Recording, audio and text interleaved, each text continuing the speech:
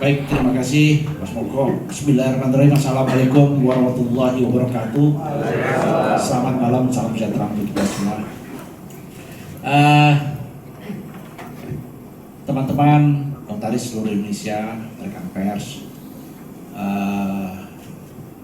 pertama-tama kita panjatkan puji dan syukur kepada Allah SWT bahwasanya kita masih diberikan kesehatan, kita masih diberikan keberkahan, dan kita dapat berkumpul pada malam hari ini dalam rangka konferensi pers menyikapi apa yang telah tadi siang dilakukan oleh Dirjen Agung. Kami dari pengurus pusat Ikatan Notaris Indonesia, kami telah menyelenggarakan kongres sesuai dengan AD dan ART. Kongres yang kami laksanakan berdasarkan surat yang diusulkan, yang diajukan oleh Kementerian Hukum, Direktorat Administrasi Hukum Umum. Itu pada tahun 2023. Di sana juga dalam surat itu ada beberapa surat, nanti akan dijelaskan oleh Mas Taufik atau oleh Pak Sukum, bahwa pelaksanaan kongres paling lambat dilaksanakan Agustus 2023. Dan itu sudah kami laksanakan. Pelaksanaan kongres pada saat itu juga didukung oleh Kominfo, didukung oleh BSSN, didukung oleh Seknek. Itu juga atas perintah dari Direktorat AHU, Kementerian Hukum dan HAM pada saat itu. Dan pelaksanaan kongres pada saat itu sesuai dengan ADART. Di dalam ART juga disebutkan bahwa tata cara pemilihan dapat dilaksanakan secara elektronik. Jelas itu. Dan surat Kumham juga menyatakan demikian.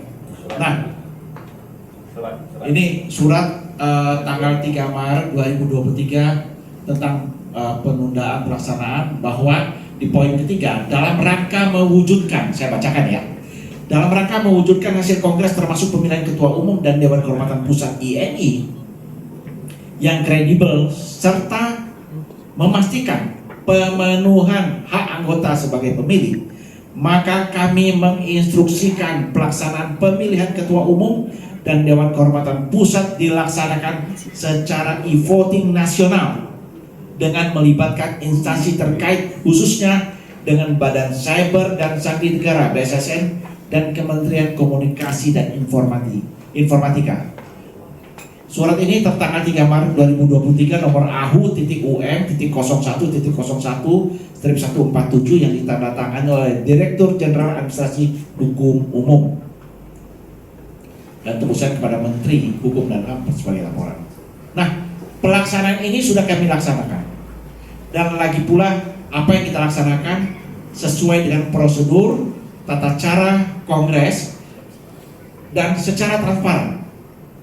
Pembentukan tim-tim juga setahun sebelum pelaksanaan kongres itu sudah dilaksanakan. Ada tim verifikasi, tim pemilihan, ada tim UAS, tim pengawas. Dan itu sudah dilaksanakan. Nah, setelah itu singkat cerita, kira-kira bulan November ada KLB. Kongres luar biasa. Baca di AD/ART.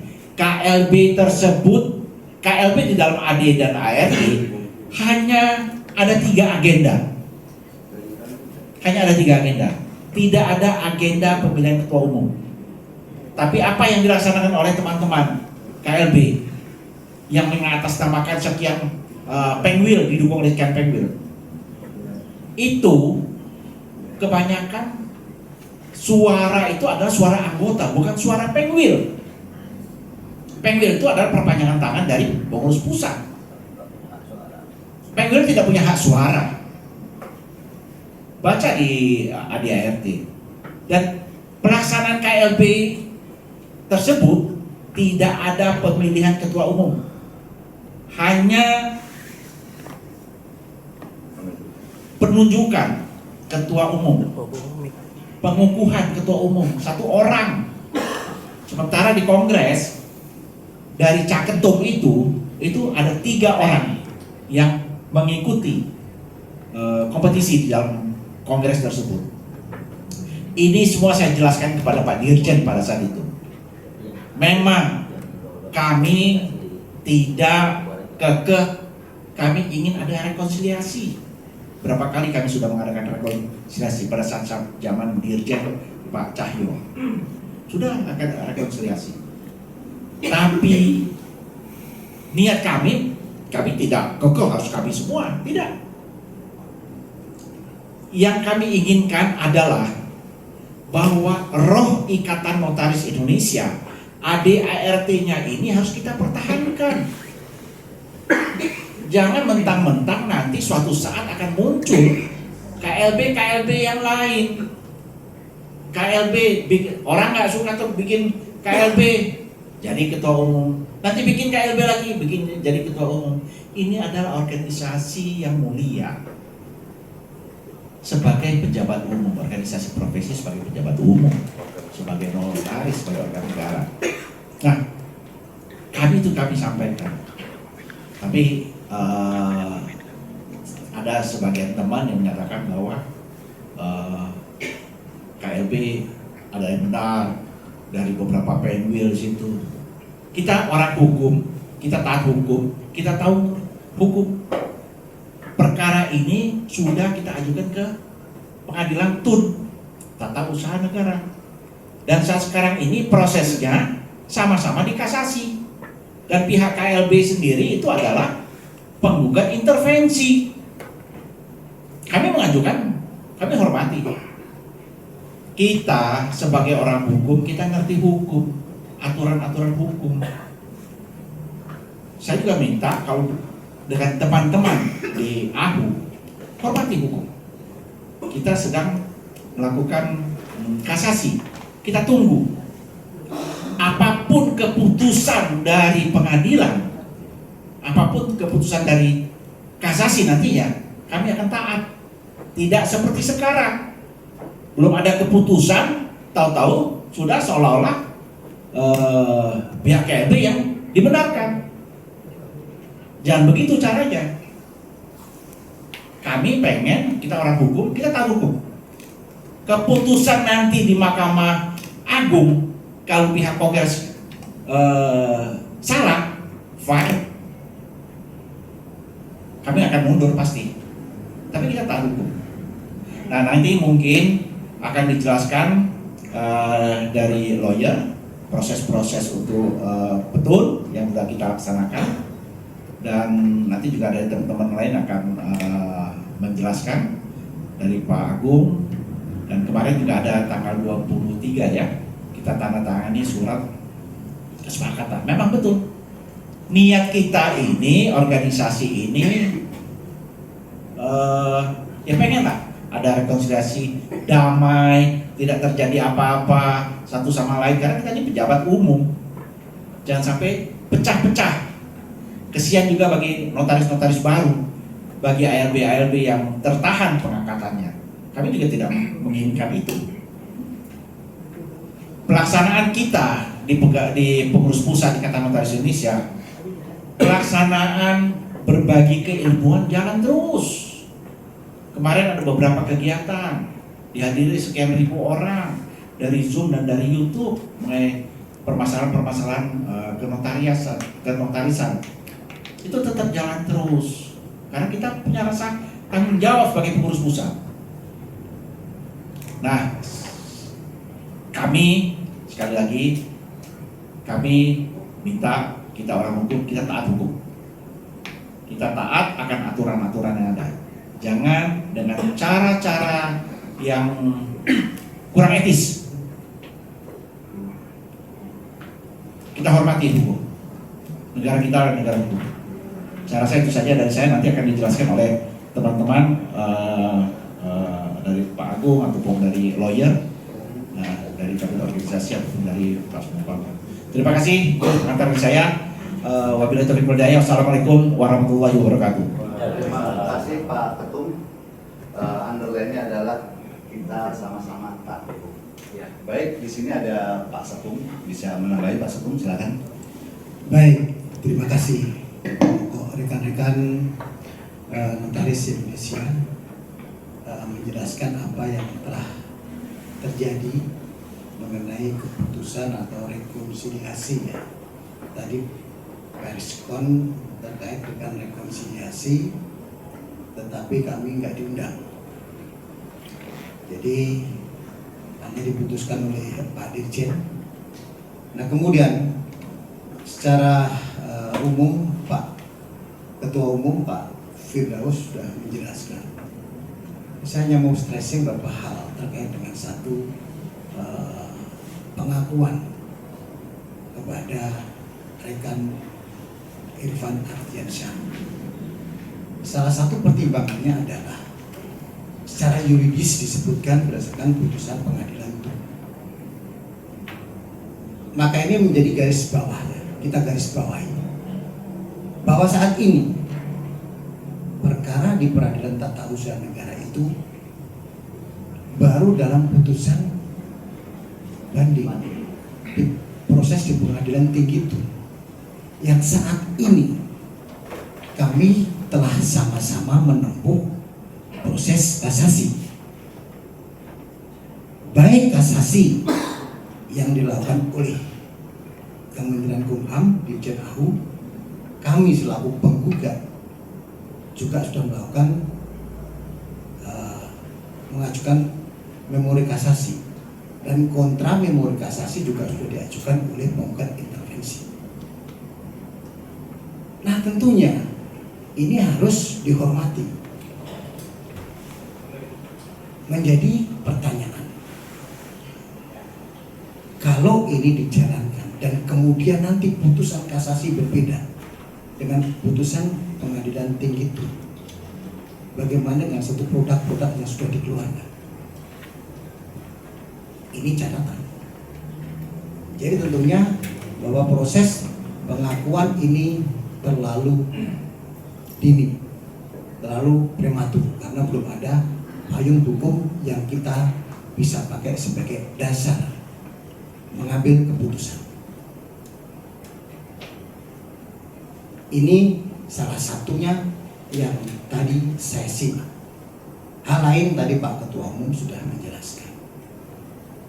Kemudian, apakah kemudian kami tidak mentaati proses pemanggilan yang kami diminta oleh Dirjen tanggal 23?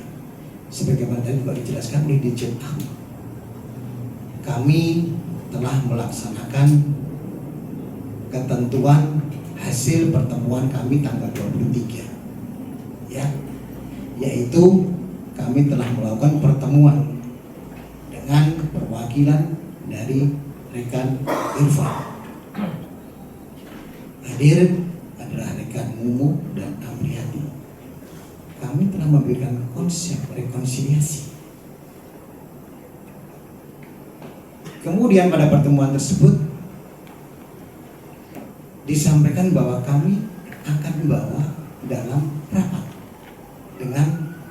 dengan Mas Irfan. Oke, silakan. Ini konsep saya serahkan. Resmi pengajuan proses kepengurusan saya serahkan dan ditandatangani oleh Pak Firdaus dan saya. Dalam pertemuan tersebut disepakati nanti kita lakukan pertemuan lagi 2 kali lagi, bisa hari Jumat, Minggu, dan terakhir hari Senin.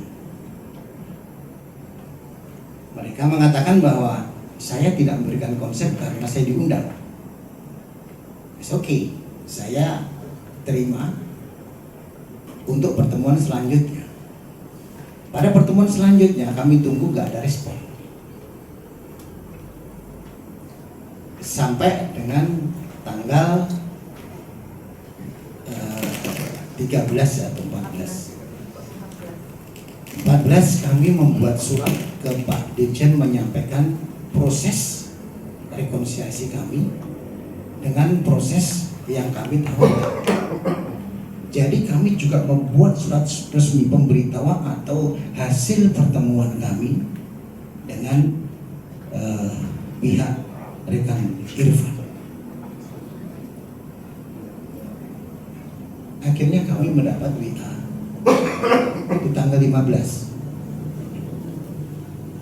yang kemudian isinya bahwa kami tidak bisa menerima proses rekonsiliasi yang diusulkan oleh rekan Tri Firdaus Abarsyah.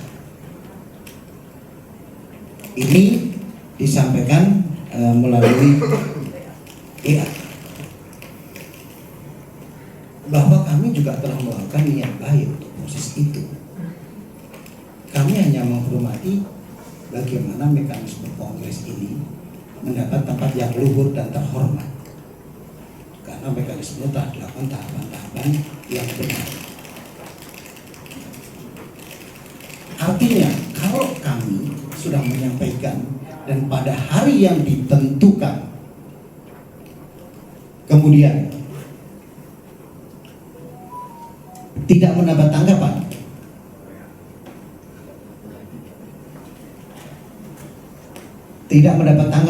maka kami berpendapat bahwa apa yang kami sampaikan disetujui. Fakta yang ada kemudian di hari ini ternyata ada proses konferensi pers dari rekonsiliasi tersebut yang kemudian mengakui pihak KLB. Seharusnya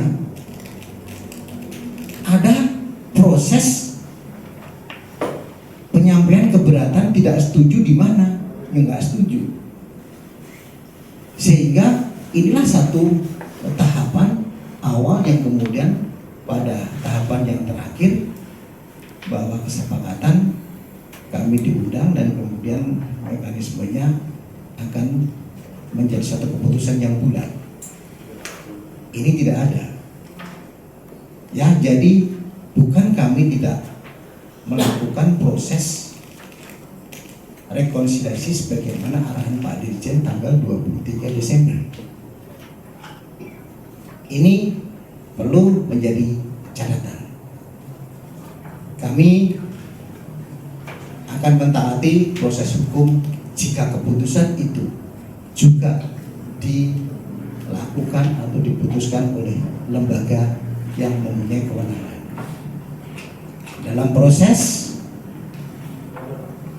kesepakatan yang kami buat juga tercantum bahwa proses ini akan diputuskan oleh Menteri sesuai dengan kewenangan berdasarkan ketentuan peraturan perundang-undangan.